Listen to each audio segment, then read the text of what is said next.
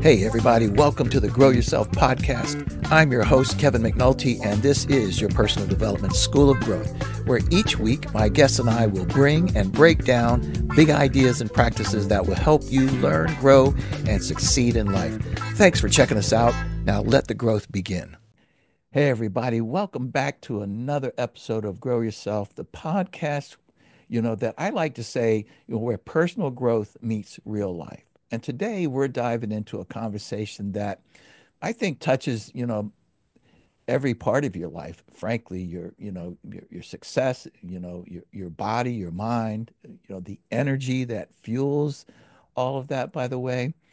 So today we're talking about something that I think most of us want more of, but perhaps we struggle to tap into it. I can say honestly that, that certainly this applies to me as well.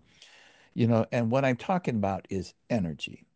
I'm not talking about the sort of just physical energy or short-term motivation, the energy to go do something or mental clarity, but really that deep, more sustainable energy, the drive that powers everything that you do in your, whether it has to do with your relationships or how you lead or create, succeed, all of these sorts of things. My guest might actually say that physical and mental energy are, let's say, untapped natural resources, perhaps like gas or oil that's buried deep into the ground. You don't get the energy by hoarding it. You get the energy by actually expending it, by tapping into it. But just like drilling for oil, it takes intention and technique and, some effort, sort of upfront to release the energy that's already there. So if you've ever felt like you're, running on fumes, my guest and this conversation is going to reframe how you think about your own power source, if we could say it that way. My guest is someone who's built his life and work around that idea. And what he brings to the table is not just fitness advice, it's really a complete reframe. At least I think it's a reframe of how we move, think, and thrive. And by the way, his approach is, I find it quite simple, doable, and practical. I follow his work on LinkedIn, and I'll tell you, if there's anything in the house that he can use to exercise, he finds it. Uh, Markus Kneissl is a holistic fitness coach. He's a personal development facilitator and really the founder of Energy Lab, where he helps people, move well, eat well, and stress less.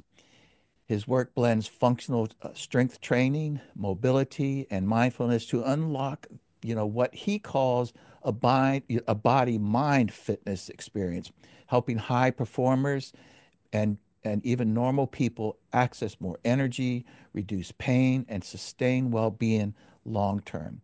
With certifications in yoga, strength training, and coaching, Marcus runs retreats, online programs, and one-on-one coaching to help people reconnect with the source of their energy from the inside out. So, if you will, I would like to now welcome Markus Kneissl. Marcus, welcome to Grow Yourself. Thanks for having me, Kevin. Oh, Great to be here. that's my pleasure. Listen, did I get your last name correct? Pretty perfect for an English-speaking guy like you. Well, I studied it for a moment, to be quite honest. And anyways, well, listen, no, it's really terrific. I don't, fitness is a part of my life, but I'm not sort of in, I'm just a normal guy, trying to build my health and sustain my health. I'm one of those people that I don't know if you can really extend your life that much. I think some may be able to, but it seems to me there's basically a switch that says, it's time for you to go. But what I find important, and my wife and I, we try to practice, is just, how we feel while we are alive and that we have control over that. So I just really look forward to this conversation. But listen, Marcus, before we get started, can you just tell the audience a little bit about, who are you and, where were you raised? Just tell us, who is Marcus? I'm born and raised in a small town in the south of Germany, very close to the Alps.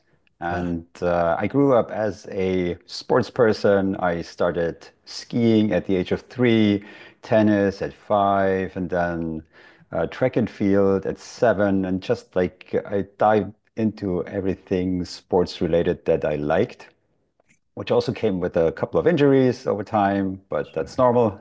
Yeah, that's right. And then yeah, I lived quite an international life. I would say, like I went to uni, and then I also, like we talked before, I went to San Francisco back in 26, completely different time, I remember. And I also experienced the US. And I also gained, I think, like 10, 15 kilo when I was there. I can So believe that's it. the US experience. Yeah, yeah. Too much experience, as we like to say. Yeah, exactly. So, yeah, no, And so, yeah, I've been a professional in the automotive industry. Um, yeah, I've been a logistics counselor and later project manager. And I burned out in 2015, which was like my turning point, I mm, would say. And I had the luck that a good friend of mine asked me to go with him on a yoga trip to Sri Lanka, like when oh I wow, was like not feeling well. And that was a super cool experience. But it was not the surfing, it was more the yoga that got me hooked because there I felt the first time for a while like really calm, like in the end pose in Shavasana. And yeah, that turned my life upside down because afterwards I stopped smoking. I quit alcohol. I quit my job 3 months afterward and just booked a one-way ticket to Bangkok and went on a one-year trip around the globe. wow, And yeah, when I came back, I didn't know really what I want to do next, but yeah, yoga got me hooked. So I went to India, became a yoga teacher, and went down into yeah, everything related to what I now call holistic fitness and wellness because it starts with the body for me still. Um, but the mind is something that I discovered that you can really influence with how you think, how you interact with it. Can reprogram it. You can reprogram your habits. And yeah, also how body and mind function together and how emotions are involved in that. So yeah, very everything interesting. that relates to energy, like you said in the beginning, like everything comes back to energy. Yeah, and it is, certainly, I think it's clear for me and now many of my friends, the older that you get, the more I think about my energy. When I Hmm. have it, how can I don't, I don't know if it's to increase it, but to sustain it so that, I still have pretty long days and s- just have become more self-aware about when I have the most energy, Hmm. and so forth. I'm curious, Marcus, how, before we sort of get a little bit more into what you do, may I just ask, can you explain how yoga helped you? How did it actually help you? You said it made you feel calmer, but do you know how what the process or what it was that actually helped?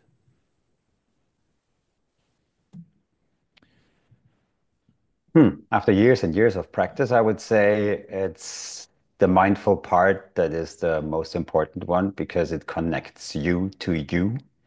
And simply by being present and feeling inside. But this is a very personal experience because I tried so many yoga styles. Like I had the chance when traveling around the globe to do yoga wherever I arrived. Mm, So I had a lot of teachers and I tried lot of yoga styles from Hatha, Vinyasa, power yoga, yin yoga. So energizing ones, strengthening ones, but also interesting. calming and stretching ones. And every different yoga style carries a different kind of energy as Mm, well. And of course, you can do everything with more intention or with less intention. And in the beginning, I feel it's a lot of ego That's at least it was for me, because you see the other people and they can do that cool pose and that Yeah. cool stuff, and you want to do the same. And Yeah, I think they're but it, bending things that you don't think should have to bend, you know? yeah, exactly. But what you don't realize is that where they started Yeah, and how long they're already doing it. And you think, okay, so probably I can get into that, but you can't. And so this is the ego part. And mm, then you realize at some point, okay, so I just do me and I listen inside. And this is the best part. When you get to that point that you really enjoy your practice, fully present, and just do what your body tells you to do and stop when it tells you to stop. very interesting. And stop when your body tells you to stop. That's very interesting. Yeah. And so Yeah. you still practice today every day. You do some yoga and I assume some level of meditation or something like this. Mm, I haven't taught yoga like in years, I Mm, think, since COVID. I practice it every now and then, but I'm more into mobility and strength training now, but also apply the mindfulness part and the I body see. awareness part. So I incorporate everything, and it's like a blend that came out of, and that's also what I teach people. And also meditation. I think we talked about that last time. Mm, Meditation was also something that I like sidelined for quite some time, because I practiced it for years and years. And then I also tried different styles, because you have to find something that clicks with you. And for me, then it became this mindful movement. So this just listening inside the body and being aware without judgment, just feeling, sensing inside. So this became my meditation. very And interesting. Yeah. lately I got back, like what you say, like could be the cushion, even if you have Mm, a cushion or not, right. but like a formal practice where you just Yeah. sit down and listen to your thoughts, see what comes up, and either just observe them or work with them. So Yeah. depends on the intention. Yeah, it's very interesting. I find meditation quite difficult for me, at least because I Mm. have at least 10 voices in my head. And so trying to calm all of them down at the same time is difficult. But there are other forms of meditation that I enjoy and that I think also, you know, I don't know all the forms of meditation, but I can tell you that, for instance, walking quietly, maybe in nature, Mm. is very nice for me. I enjoy that. I feel there is a form of meditation going on. Would I be correct to think this? Sure. It always depends. So Yeah. I think there are two kinds of focus points, probably, like when you concentrate on that, like the walk in nature. Could be internal, so you watch inside and see what comes up, like in a formal meditation, probably your thoughts, and you watch them, Hmm. or you observe your body, how you Mm. move, how the feet roll onto the ground, what moves, how you feel. Is there any pain? Is there any tension? So, depending on where you put your focus, you feel and sense different things. But then, of course, you can also switch to the Yeah. outside, to the external, and just observe what's around you. So whether you observe inside or your surroundings. Very interesting. And it's a form of meditation I see. if you don't judge. The key is the mindfulness piece, right? That whatever you're focused on, you're really focused on that. Your mind is there. It's not on everything. So, like you said, maybe just, you know, noticing your feet touch the ground. That's really quite present, to be in. Hmm. Well, let me ask you this. So, when people ask you, you're riding on an airplane to, back to Germany or something. By the way, you're in Vietnam right now, right? Yeah, that's right. It's crazy, very cool. So, let's say you're on a plane back to Munich, and Mhm. someone's sitting next to you, and they say, "What do you do?" What do you tell them? It's quite difficult. I do many things. It depends on the actual work or the work I do. And the actual work is a lot different probably from what people think. So what we usually do, and I work together with my girlfriend, so we built the Energy Lab together, but it's also been a process where we help whether companies or one-on-one coaching people, and also our own online programs. It's basically to build better habits in terms of a healthy lifestyle, making it super simple and super accessible. So usually you think that's not very complicated, but what we found is most people know what to do because information overload exists in the entire world because you can access everything everywhere, anytime. But usually people struggle with doing the things, and that's Mm. where we come in. And especially if you're busy and if you have like a packed day. So we work a lot with executives, with entrepreneurs, of all kinds, startup founders, people who want more energy. So either they don't have enough, so they feel they need more, or they're already at a good level and want just to be at another level. I see. And That's yeah, go ahead. no, that's it. So when you say energy, though, what would you say is maybe the one or two things that contributes to the lack of energy, if you will? What would you say that is? Huh. It always depends. Like since so we frame it as a four-dimensional approach to energy, but there are more. Probably. There's energy in the body, there's energy in the mind, there's emotional energy, but there's also spiritual energy. And there can be like an external source, of course, like the people around you, the environment. So anything that contributes to your personal level of energy and what that you can influence yourself or that influences you. And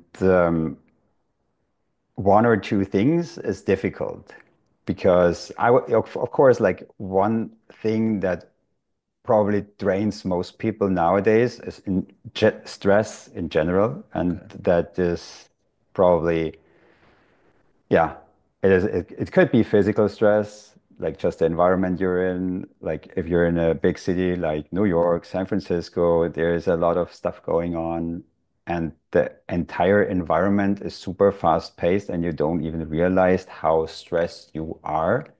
That's one thing. Or it could be just the mental chatter, the thoughts in your head, um, then your emotions, your mood, whatever. It's all connected and it's all related. Could be your purpose, could be the values in your life that you're not living, but there's somewhere buried under what you do in your daily life. Yeah. Very So interesting. energy Yeah. has a lot of forms. There's a lot of forms. That's right. And I would assume that, yeah, that probably would be my first assumption is that stress just burns energy, and Hmm. over some period of time, it's where you get to this place, I guess you could say, of burnout, and maybe to your point, I think to your point, um, many people maybe are so immersed in what they're doing, whether it's their work or whether it's a situation that they're in, maybe a bad marriage or whatever, they're burning energy and they don't quite realize it maybe until they get to a certain point, Hmm. where it's perhaps so depleted that, they have a nervous breakdown or a physical breakdown or something to this effect. Yes? Absolutely. There's one friend of mine, and she has a quite sad story. So she's been running three businesses at the same time, and she didn't realize that she was stressed, but she had like 18-hour days for years and always on. And if she just stopped to work, then she went partying or out with people and thought that is her free Mm. time.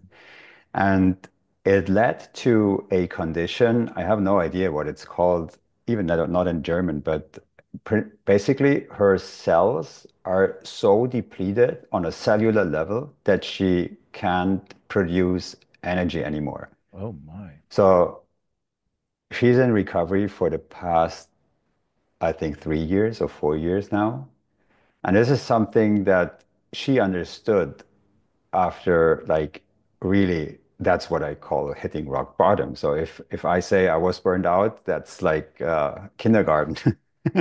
I would say, but because for her it's a really crazy condition that she doesn't really know how to get out of. But this is how far stress can go. That's incredible at a cellular level. Now, it makes me think about this, and I don't know, but something that I'm familiar with, what I've heard about, is called chronic fatigue syndrome. That's it. Is that it? Exactly. Yeah, Yeah, that's it. I hear it's just it's crazy the way that it brings you down at a cellular level. I mean, wow, you know. Yeah. So then what do professionals, executive or whomever, do you see a trend as to what why they're typically showing up to you?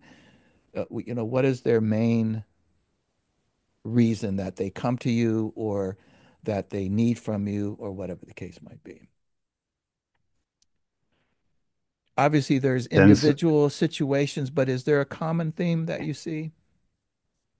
I mean, we had, of course, since we focus on movement, nutrition, and mindfulness slash mindset topics, that's also the people we attract. So the various reasons why people are stressed, that's I think it doesn't really matter. So it could be like decisions, it could be the always on mindset. For entrepreneurs, it's a different kind of stress than for CEOs or executives. Same for if you're like a working mom. There are definitely other stressors in your life.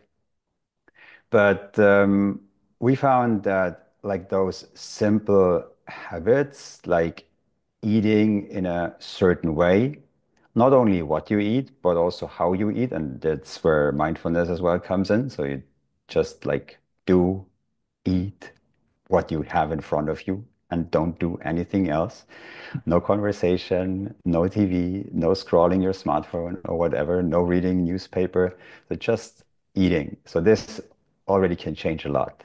And the same goes Hmm. for our approach to fitness and to strength training. So it's more or less about the quality you put into anything and everything. And that's what ripples into any other part of your life. That's what we found. Very interesting. I read one of your recent articles in your newsletter or blog or whatever you call it, but and you write that most people try to change their lives from the top down, but they ignore their physiology and their environment. Can you share that? I mean, can you sort of, as they say, unpack that a little bit? Um, yeah, since I mean, when we were raised and grown up, we don't really consider that in later life, everything that has contributed to who we are today has contributed to who we are today. And that could be like your upbringing, that could be the teachers in your life. If you had someone in as a teacher who valued your thoughts, your perspective, and whatever, that could be like already energy giving, or it could put you down and into a completely different perspective of life. And the body you're in, it's also the same thing. So lately I talked with an Israeli guy and one of our friends slash clients, and he told me, of course, everything you experience throughout your life and that went or goes into your body, that also adds up and it stacks Mm. like habits stack. So for him, it was of course, they have a lot of healthy food, but then stress cramps in and you change your lifestyle. You go out with friends every day, and then you drink, and then you're in that circle. And I've been there too. So, depending on what goes into your body, also contributes to the body you have. So to change that, how you live, for us, it's easiest if you start with something feasible, and that always is something physical. So the body is the number one starting point for whatever you want to change in your mind, in your life. Hmm. Does that make sense? Yeah, I hope no, so. no, absolutely. I mean, I think we talked about this earlier when we spoke that, it goes both ways if you think about it logically, but I think oftentimes people think about changing their mind first, in Hmm. order to, maybe if we're talking about, um, all the way from changing belief system to how you perceive things and all these sorts of things, and then sort of, that then I guess can motivate you to do the physical part. But in a sense, you're saying, and maybe not exclusively, I mean, I know there's a lot of it depends involved here, but you're saying that you can start with the physical part, right? And that begins to then maybe energize or produce energy in your mind. Is that fair to say? It is fair to say. I give you I think a very simple example. So, um, if you want to run 10K, of course, you don't usually start with just running 10K. Mm, And if you haven't run in your entire life, I wouldn't even suggest that. But to build the habit, you can start as tiny as possible. mm. So it could be the first day is just you put on your running shoes and stand with your running shoes on in front of your door for 1 minute. Oh my. And that's it. And then you go back in. And the next day, you stand there for 2 minutes. Then the next day, you start walking because you're completely bored standing there just for 3 minutes. So you make the first steps.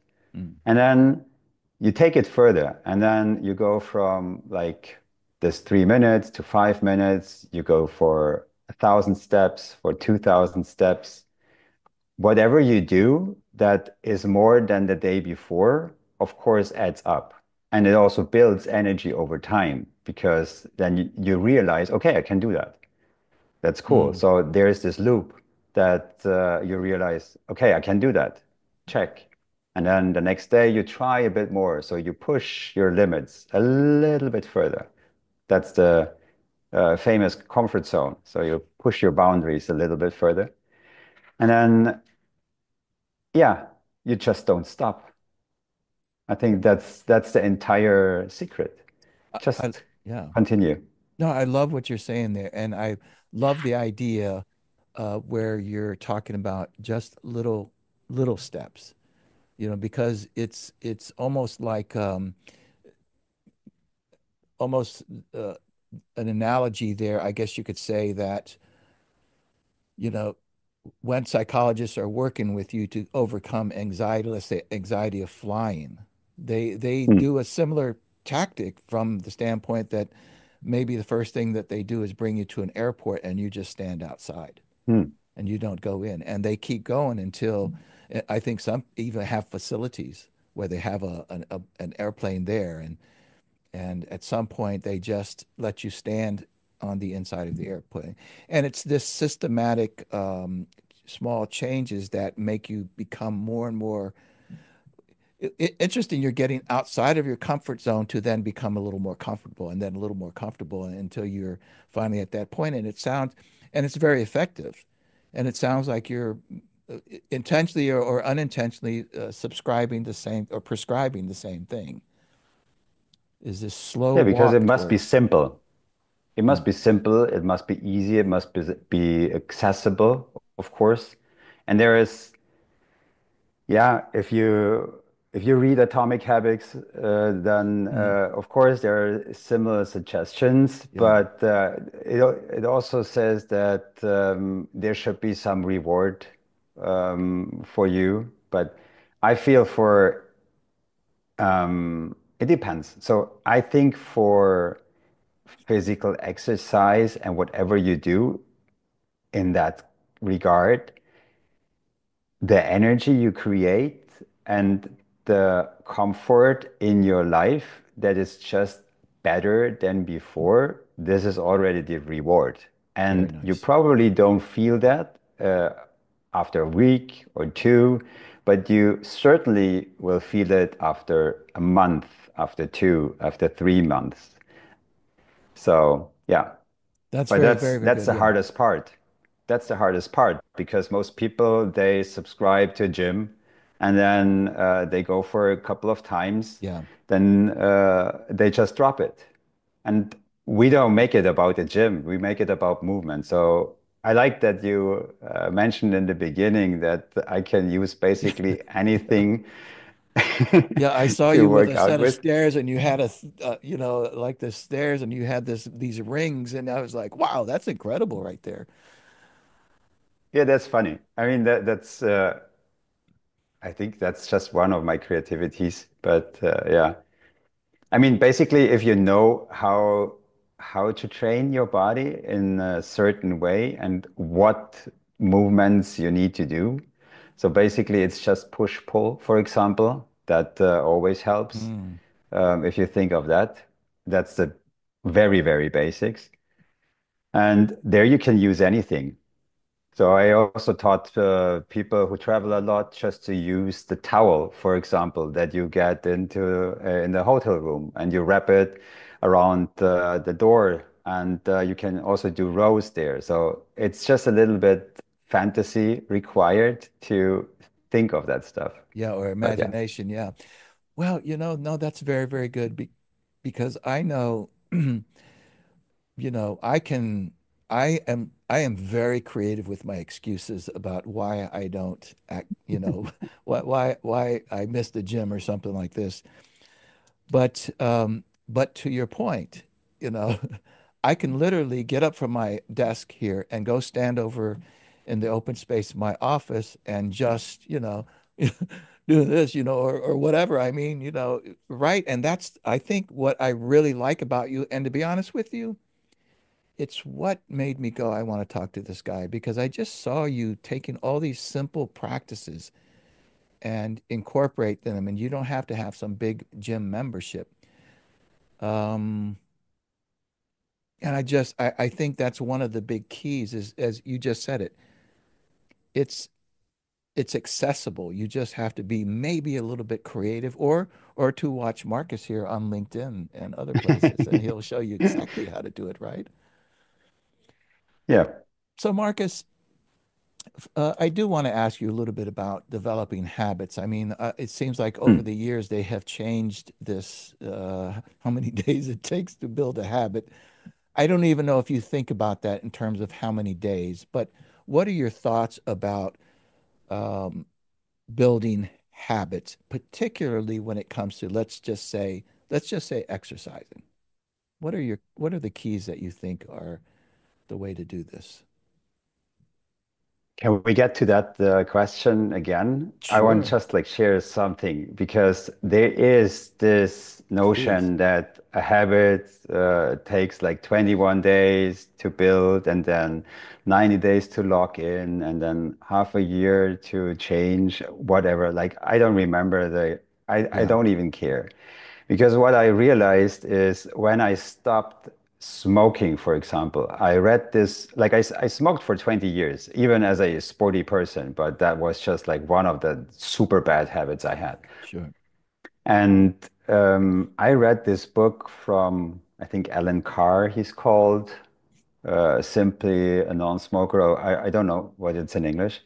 But this book is like a reframe of your entire thought and behavior system, how you think about smoking. And I read it, and he said, I think it was like, I read it in 3 days. And he says, oh, you can just continue smoking. And I thought, okay, so if I continue smoking, so how will I stop?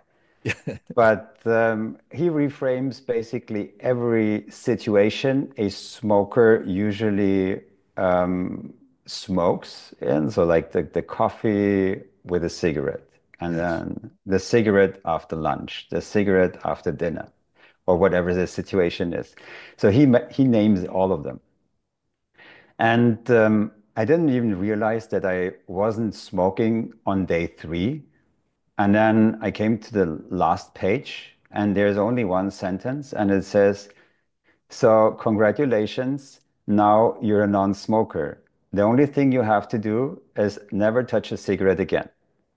Wow. And I never smoked again since then. And it's been 10 years now. Wow. And I think the 21 days, that's not correct because you can build a habit or ditch a habit like just from one day to the other, just by doing it and continuing, or not doing it and also continuing not doing it. No, it makes complete sense to me, quite honestly. And I used to be a smoker as well. And I quit many, many years ago, but I smoked probably for 15 years, I would say. Mm, And boy, it was one of the hardest things that I did. But first of all, I will say for all of you smokers out there, what Marcus said is, I believe 100% true. Once you quit, don't ever pick it up again. Because I remember at least 2 times that I tried to quit. And I remember the first time, it seemed like it was so easy. Maybe 6 months or 9 months later, I said, well, yeah, it's pretty easy. So maybe I could just smoke every now and then because I enjoyed it. Once I picked up the first one, yeah, exactly. Wink, wink. Yes, it was done. Over a slow period of time, I was back to what I normally was. And I did realize at some point, I think I tried to quit at least 4 or 5 times before I finally mm. quit and never picked it up again. And that was one of the keys. So it's very interesting. And Please. and I think that I talked to a lot of my friends back then who also tried to quit smoking. And they always told me that they're still, even if they considered like they were not touching a cigarette and not smoking, but um, they were always craving the cigarette. Mm, So there was still like something that made them want the cigarette. mm. And so I think like you have to flip the switch, and that's what I always call like the identity shift. Mm. Because if you think of yourself from that moment as a non-smoker, and I think there was exactly that last sentence, congratulations, now you are a non-smoker. And that flipped the switch. Because from then on, I thought, oh, I'm a non-smoker. And I never thought about a cigarette again. And for most of my friends who continued smoking, it was exactly the opposite. So they thought still Mm. they were just like a dry alcoholic, a dry smoker. So they considered themselves still a smoker, but Interesting. who don't smoke. And now I try to like also we integrated that also in our approach because with exercise and fitness, and now I'm coming back to that, it's the same. So if I say, okay, I go to the gym 3 times a week, it's different than I believe and I think of myself as an active person or a mover, because then everything I do can become exercise. And I even lately I read a book by, I think her name is Ellen J. Langer, and she's a mindfulness expert. And they ran a experiment with people, like with cleaning, like cleaning stuff. And Mm. they had 2 groups, and then one group they told about like all their cleaning activities. They should consider them exercise. And if you think Ah, about it, it is interesting. like It exercise. is So it's a physical exercise. Yeah. very And to the interesting. other group, they did mention it. And for the control group, like the ones who weren't told that it's exercise, for them, nothing changed. But the group that got the introduction to, okay, this is exercise, they lost body weight, they got fitter, and it's incredible because it's just like a little perspective shift of how you perceive what you do on a daily basis. And this is like flipping your switch on identity because then you become an active person and not just like a cleaning stuff. That's very, very good. That's fascinating, and for me, it makes complete sense. And this is what I was when I was introducing you that this idea of reframing things. That you Mm. can say that we're cleaning here, or that you could say we're exercising here, and both of those are true. You see, but you're saying, yeah, I get that. So I want to ask you a couple of questions here, Marcus, about a couple of things, getting started, if you will. So, I think Mm. a lot of people they feel drained or burned out, and probably they don't know what to change, how to change, or maybe what first to change. So where's a good place for someone to start if they want to begin to produce more energy in their life? Where does someone start? By doing less. Well, there you go. I mean, don't make it so Because easy, no, it's not easy. It's simple, but it's not easy Got it. because usually we have built our lives around a certain idea, Mm, and I know that myself. So we're so entrenched in our business and stuff that anything else mm, gets sidelined. And if you don't intentionally reduce stuff and scratch out things in your calendar and replace them with other more meaningful things or mm, that contribute to your energy, mm. then you won't have it. Yeah. And for us, it's that simple. So every time we feel we have too much on our plate and things become overwhelming, I mean, we do our exercise and we eat healthy and stuff, but of course, we're just humans. So for us, it's the same. Katie and I, we do like we also have packed days. And we found one simple trick, just like putting things in the calendar that we want to do. And when we plan Mm, out our week, then the free time or like the spare time is the first thing we put in. And when we knew that we need like a little break in the afternoon, because that's usually we've been sitting for the entire day, we just had our lunch, and then we wanted to have like one small like retreat in the afternoon. So we put in just like half an hour and it's called the personal retreat. And then you can do whatever you want, but it's always the same time. Probably it's at 4 o'clock or it's at 3 o'clock, wherever you like. And it's just 30 minutes of me time.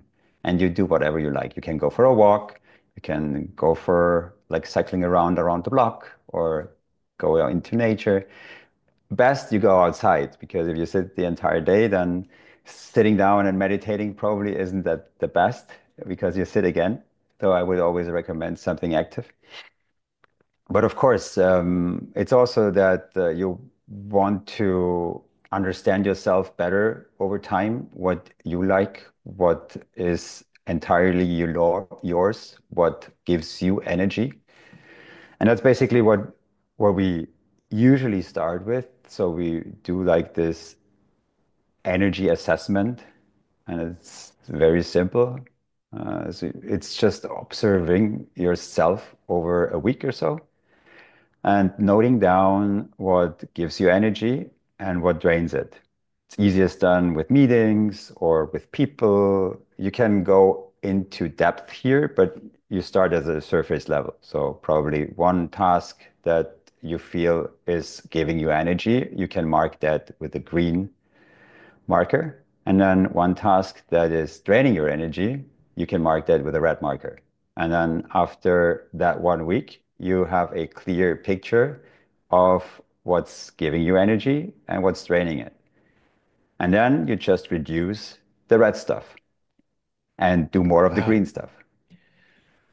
It's sometimes it seems like it's a little counterintuitive that if I were to come to you and, oh, no, before I come into you, I'm thinking about, let's say, a very busy entrepreneur, a very busy executive. I'm working with some people right now that are just incredibly busy. And, they don't, one of the things that I hear is, I remember from one of my clients, he sent me a text message, because we had a meeting coming up, and he said, I have to change again. He said, and he said with almost with an exclamation mark, he said, I don't control my time anymore. I Mm. don't control my life, maybe he said, or something like this, and he put a little smiley or laughing face after that. But I asked him about that, and while he was sort of joking about it, he said, but it's really true. He said, I just don't feel Mm. like I'm in control of anything, and I'm just always from this meeting to the next meeting, and these are project managers, and then the next thing, and the next thing. And so when you say to these people, or not when you say, but when they start thinking about exercising or even meditating, I think in their mind, they think, oh, one more thing to do. I don't have Exactly. time for one more thing, right? And you just said something I found very interesting, and that is you said, do less. That's one of the keys, yes? Of course, they would argue I Yeah. don't have a control over it. Yeah, but you do because I mean, it's your calendar, right? So even if your secretary books all the meetings and all the appointments, it's still your calendar. And if you get to that calendar in like on Sunday before the week even starts and you block out your time, it's just like blocking time. And then this becomes your non-negotiable. And even it's just if it's just Mm, 15 minutes or 30 minutes, but mm. that's yours. And then people can't book over it. Non-negotiable. That's a good way to say it. I think about this, Marcus, and I'd love for you to comment on this. I recall, so, Dr. Stephen Covey, he wrote The Seven Habits of Highly Mm, Effective People and yada. He yeah. has this idea that I don't know if he came up with the idea, but it's basically a time a time metaphor, if you will. It's an illustration really where he talks about that things essentially fall into two categories, really four, but things that are urgent and things that are Mm, important. And then there's things mm, that are not urgent and things that are not important. And the basic premise of what he's trying to say is that too often we are slaves to the urgent, that's where our minds are, that's where we focus on because it's urgent and so we've got to do it.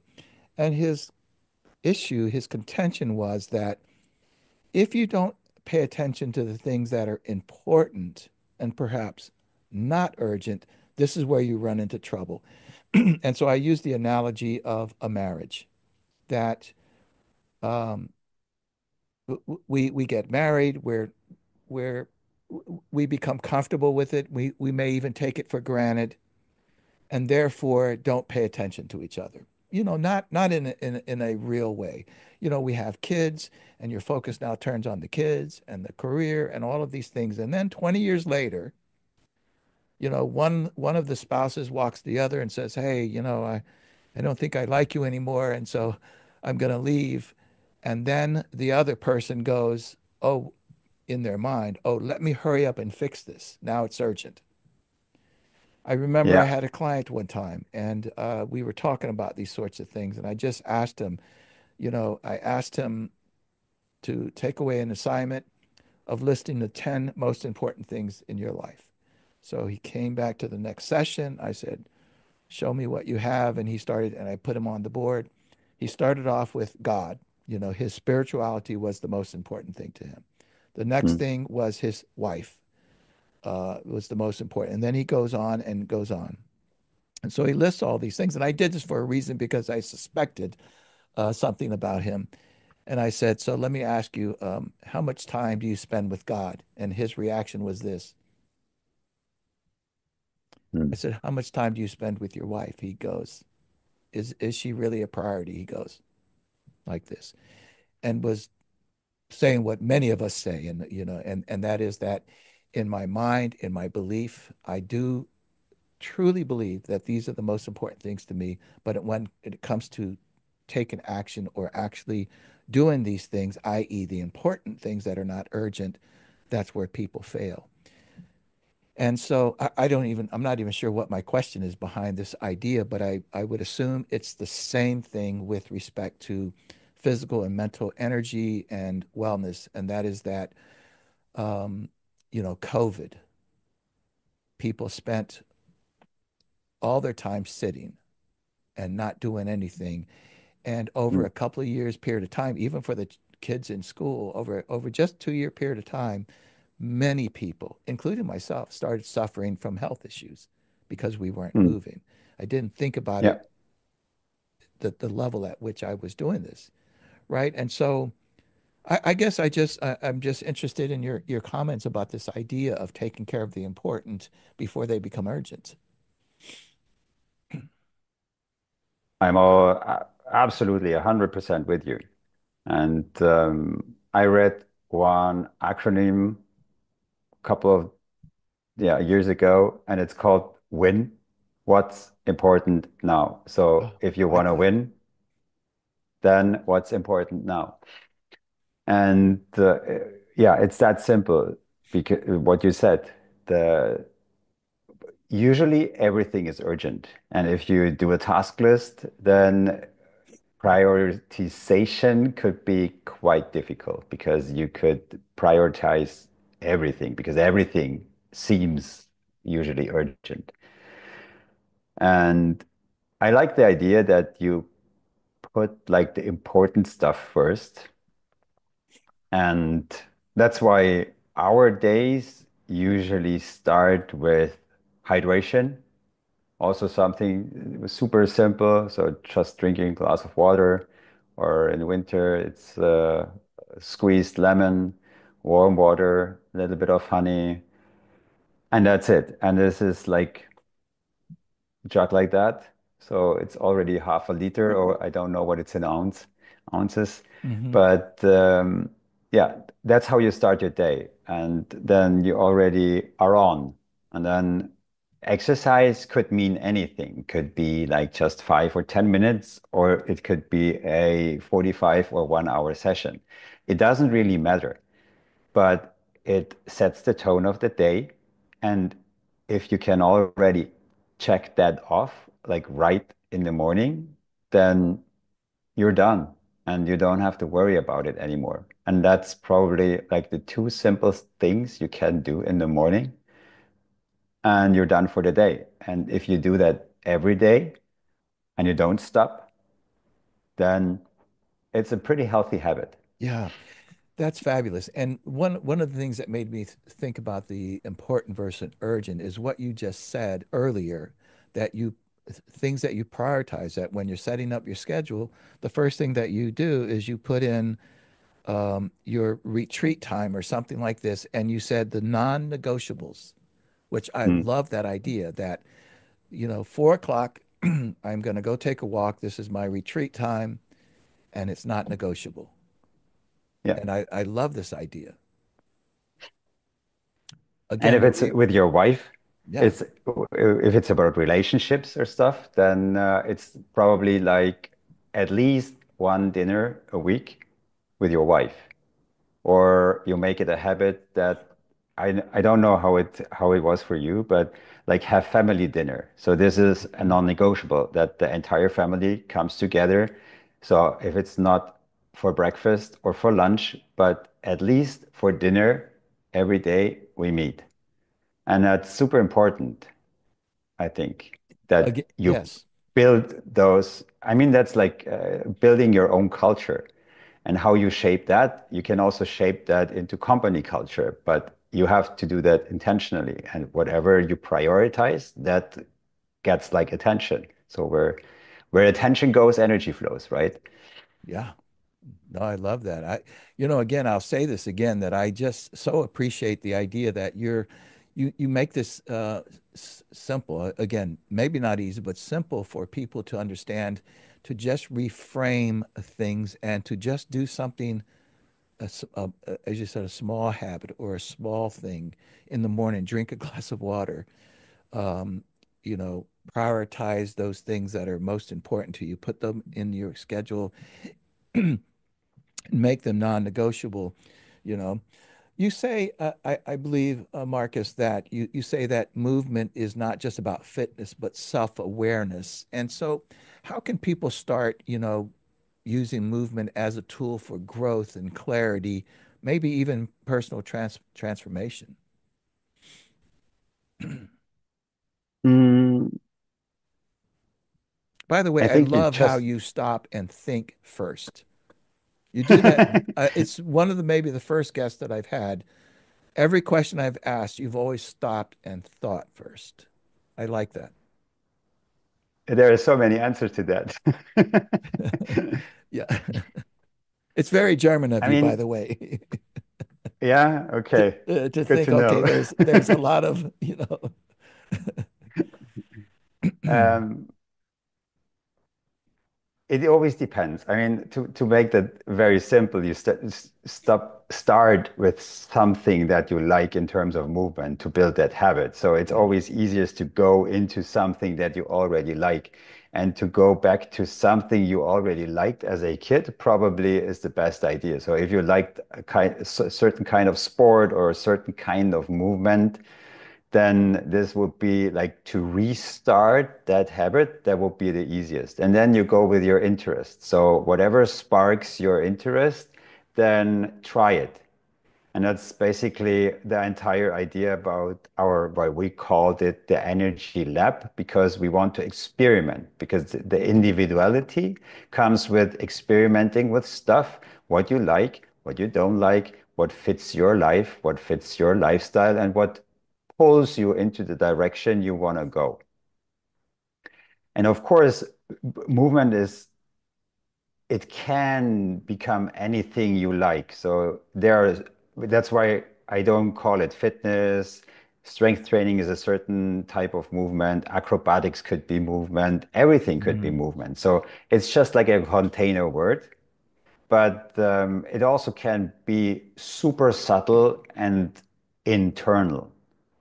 I had lately an experience. Tomorrow's newsletter, by the way, is about that experience. mm, I went to yeah, I would call him a physical therapist, body worker, guy from the US, worked with the Olympic team in skiing a lot of years. And he's a rolfer and craniosacral therapist. wow. So this is super subtle work with fascial tissue, with the nervous system. And it was a super interesting experience because Mm, I've done that stuff before, also with experimenting with myself and years and years of rehab.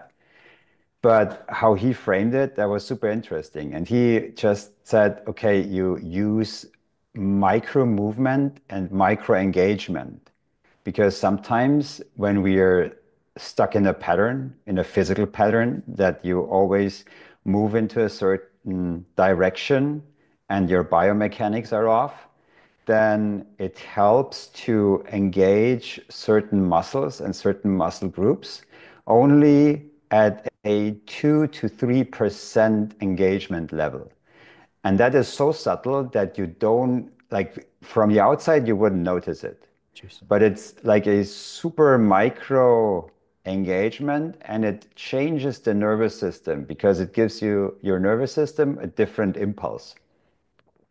It's not like the big movement where you probably surpass that threshold that your body has to just flipping your tendon over, and it's always the same crack, the same sound, and you ignore that because you've had that for the past 10 years. So it's really getting into detail with, again, mindful awareness. That's why this always helps, I feel. And you just sense inside what's happening. And then you can play with the engagement. And play is a very cool concept because if you go into the exploration mode, everything becomes interesting. And Mm. that's why whatever I think about movement, if you do it about playfulness and exploration, then you never lose track because there's always something new to discover. Very Does interesting. it make Yeah. sense? No, it makes a lot of sense. I mean, it's one of the things that I believe in a lot. Even to some degree, you're talking about this idea of curiosity. That Mm. if you become more curious about anything, and you can be curious, even though you may not be a curious person, you can ask a question. I wonder what would happen if I do this. You see, and Yes. it's very, very, very, very interesting. So listen, before I ask you where people can make contact with you, maybe give one or two or three things that if, let's say I'm your client and this is my first session with you, you know, Yeah. what would you what how would you approach me? And let's just say I'm a busy, I'm a busy, very, very busy person. Maybe I travel. Feel let's say a fast-paced life. Yeah. How do you first interact with me? I would ask you, what's your goal? Okay. So what's the thing you want to access about yourself, and where do you want to go? So what's the next step you want to reach? So if this is probably, if it's more energy, then we usually start with what drains your energy, as said before. So I tap just into what we've already talked about. So we do always, whatever we do some kind of assessment, and that Hmm. depends on, of course, your goals and where you want to go. So if you want just like eat better, eat healthier, then of course it's about the assessment is mainly about your nutrition, but it's in general about lifestyle. And the same goes for physical training, for also we had just clients who wanted to learn more about mindfulness and meditation because that's something they haven't mastered, and mastered is bullshit because mastery takes 10,000 hours, and we we don't want to add, we want to subtract in the beginning. So we start very slowly, but of course you can do that as well. It's super simple and in the easiest way. But yeah, we always start with asking, so what's there? Because if basically what you've done before, so your past, your present, both influence your future and also where you want to end up. So we definitely get into that. And so that's very, very much a key. And then I mean, certainly if you're taking them through an assessment, you're probably helping them get Mm, to, because, they're, maybe I would fall into this category. I don't know. Maybe I just feel like I'm not physically or mentally where I want to be. And I just have this mm, general idea that I'm moving all the time. I'm busy all the time. I could say that I'm stressed, or I could just say my mind is racing all the time. So I'm not exactly sure what my goal is, you see. mm.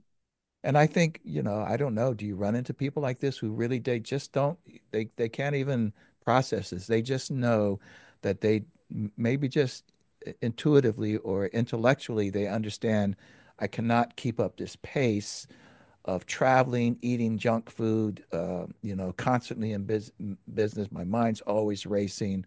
I don't sleep very well. And Mhm. I think that this is not uncommon. It's not an uncommon lifestyle. It would be one thing Yes. if this was an unusual circumstance, but our employers and our organizations are demanding more and more and more of us. Yeah, And people feel trapped in that scenario. I mean, you can go find another job, but it's not that easy. that's true. But you can control the controllables. So the controllables are always Mm, your own stuff, and they're always inside. So whatever you can't control externally, that you can control internally, or your habits or your lifestyle. So whatever you can change about the stuff you can influence, that's where you want to start. So even if you can't change your job, then you just can probably change your perspective on it very because interesting. stress also often, I mean, there's eustress and distress, so there are two kinds of stress, the healthy one and the unhealthy one. But also science found that how we perceive stress also determines if it's healthy or unhealthy. So Hmm. if I just think about what stresses me in a different way, so I put a different perspective on it, can already alter my stress response. So that's also one thing. That's But fascinating. yeah, control the controllables probably.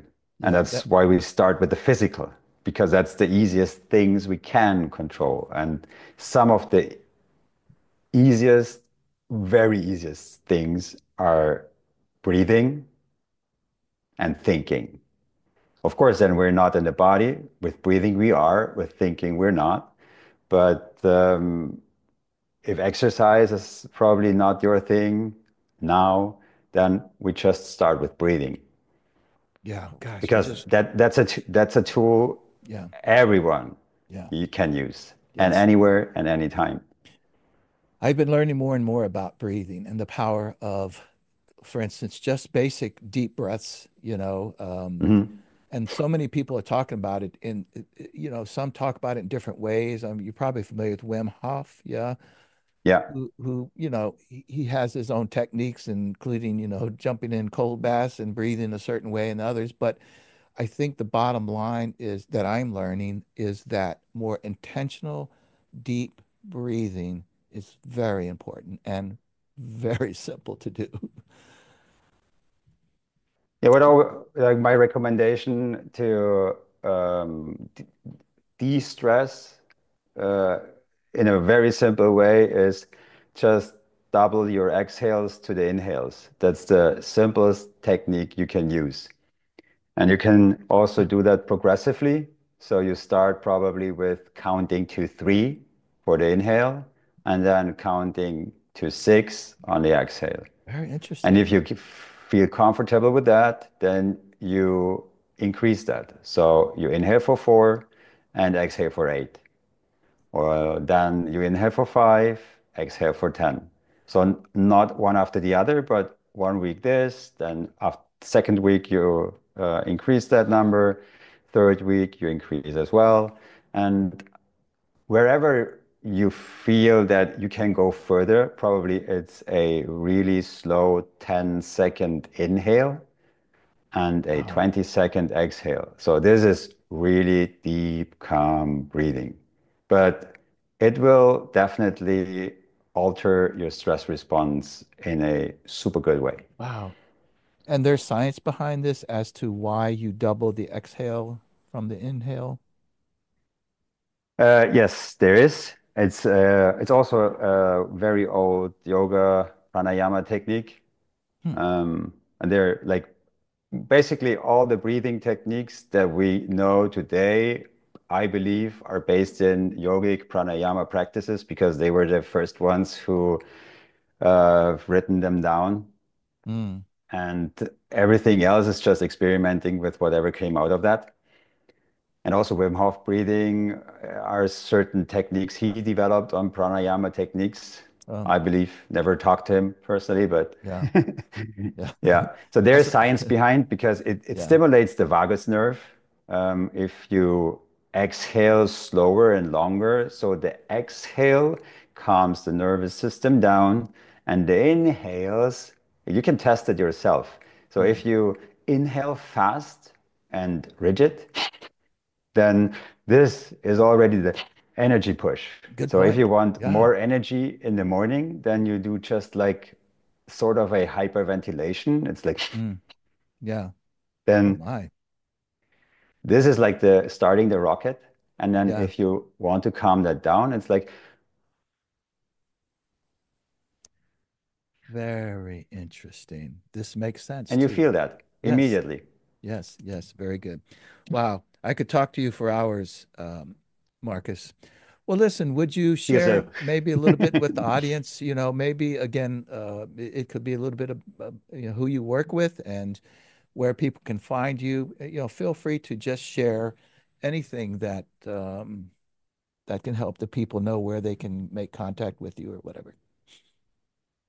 I mean, the simple thing is you mentioned already our most prominent social media channel is LinkedIn. So we post Hmm. there 5 times a week, and people can connect. I'm happy for anyone who approaches me. I'm always open in DMs, so whoever likes, just Hmm. contact me. And then our website, theenergylab.co.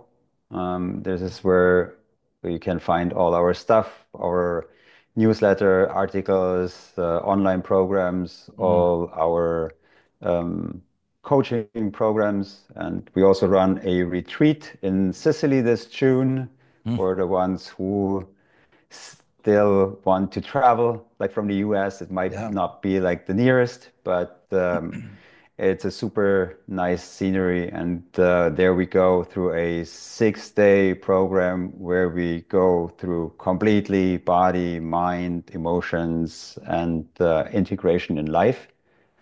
And it's like a recalibration of your entire system. Wow. So, yeah. You know, I did see, I think, some pictures of you in Sicily and or at least some scenery there, and I just thought, okay, this is, this is perfect. So probably some good food too, but that might be a challenge. You go there to eat healthier, and then suddenly, here you are in Sicily. No, you will eat healthy. I promise that. Okay, It's built into the program. fantastic. But Well, it's super tasty local stuff. So yeah, oh, you won't miss that. that's great to hear, and in June you said, right? Yeah, beginning That's of June. that's fantastic. So, well, listen, in all of this that you told me, I'll put in the show notes. I just always like to ask, and may I just ask one more time, who is your ideal client? Who would would normally come to you for help? Yeah, not the super young because you have to have like that realization already that your body has gone through some stuff. Yeah, So usually it's more like our age. I'm in my mid 40s now, and we started working with people in their mid late 30s. That's when you usually feel it. And also you've done a lot of stuff in your life. Yeah, we work with, as I said, entrepreneurs, executives, also found startup founders, but usually yeah, it's not the super young ones because we yeah, found that those ones, they have the energy, they can eat pizza yeah, every day. yeah. They're So already that's not our crazy. Yeah. clients. So maybe if you're not super young and you're going through hell, contact Marcus. Exactly. So, well, listen, it was such a pleasure. This is very, very beneficial, very practical. I just enjoyed really hearing about your ideas, but also ideas that I thought, wow, man, you can do this right now and start into something. But otherwise, if you struggle, contact Marcus, and I'm sure he'll get you moving in the right direction. Marcus, thank you so very much for taking the time to be on Grow Yourself, and I'll look forward to staying in touch with you. Same thing. I'm grateful for this. It's been more than an hour. Wow. I know it goes fast. I try to keep it under an hour, but I rarely succeed, especially if I have a great guest like you. So, all right Thank you. then. Thank you, Kevin. Thank you so very much. All right.